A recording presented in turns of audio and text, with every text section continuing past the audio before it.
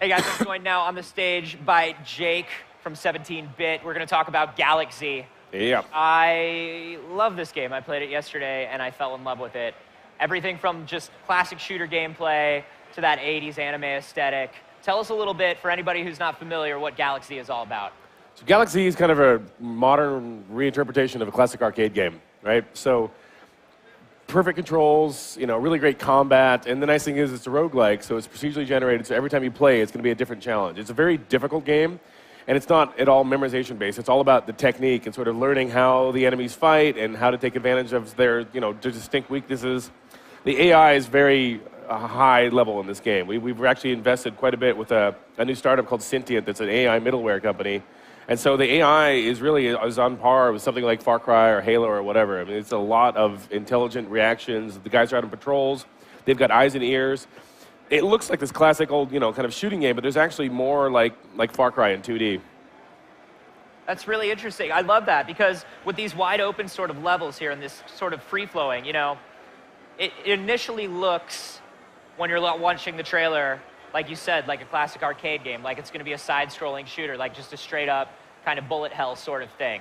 But when I was playing it, I loved how wide open, how many paths there were. And I was really, really surprised by how well the enemy fighters were following me as I was like taking loops around and taking. Yeah, you can't just run from them. It's not like Metal Gear where you can kind of go to the next room and clear everything out. Like they will track you, they will continue to track you, they don't give up. They will send out search orders. They'll call for backup. They will go into a distinct search mode where they're looking in nooks and crannies. If they see you, they'll call out for more backup. They'll get their stronger guys in close, have the smaller guys out with, just offering supporting fire. It's really a different experience than what you've played before in a shooting game like this. Yeah, and to kind of up the ante along with that enemy AI, you guys chained up the way I would expect a ship to perform in a game that looks like a classic shooter as well. I was surprised by the maneuverability and the weapon systems. Tell us a little bit about how the ship gets around. So it's completely based on Newtonian physics, right? It's zero gravity, so you've got absolute control over your ships, like Battlestar Galactica. You can side strafe, forward boost, back boost. You've got absolute control in this physics-driven environment. I love physics-driven gameplay. I love like the Skate series, and I loved the original Wave Race more than anything. I used to play those games just so much. And so there's a really long skill ramp-up in games like this where you just spend so much time with it and you become so good at it where the controls, you don't even think about it. You've got absolute control, but you're not thinking about that at all. I haven't thought about the controls in this game in a long, long time because they're so transparent and you're able to just move in every direction, jump over rolls of fire coming in, and just run. I mean, when the combat gets really bad and your things start lighting up, your shields are down and your health is down, like it tells you, just run. Like, don't fight right now. Get out of here.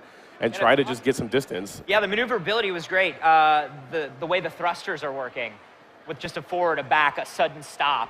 The ability to kind of turn on a dime. Or what was best is when I really got the hang of the reverse and I came into this open area close to the goal and everybody swarmed me and I was just immediately like, nope, back up, bye, sorry. Yeah, bust out of there, get some cover, keep a distance. There's just a million ways to approach combat that real player agency in a spaceship fighting game, a spaceship shooting game, is something I've not seen before. That's the thing, man. I was not used to being so present when playing just a shmup. You know what I mean? Yeah. You usually kind of like sit down and tune out and kind of get into that zen state of like, okay, I'm going right and I have to avoid bullets. So it was great to just really feel that level of control and really feel that sort of malevolence in the enemies, like they knew where you were.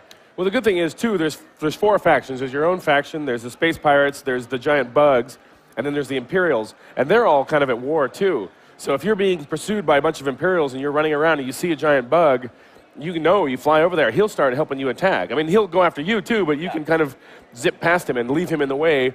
If the Pirates are coming this way, the Imperials are coming this way, they'll just clash into a big battle of their own and kind of take themselves out, allowing you to either sneak off or sort of pick off the losers. That's kind of awesome, just these momentary forced alliances with the AI. Yeah, and it's great for the designers. I mean, we play it every single day, so having this generated content means I get a different experience every single time I play. I like dying. I like playing this game to the point where we have the difficulty on the hard mode turned up to just ridiculous levels, so I barely even finish a mission ever.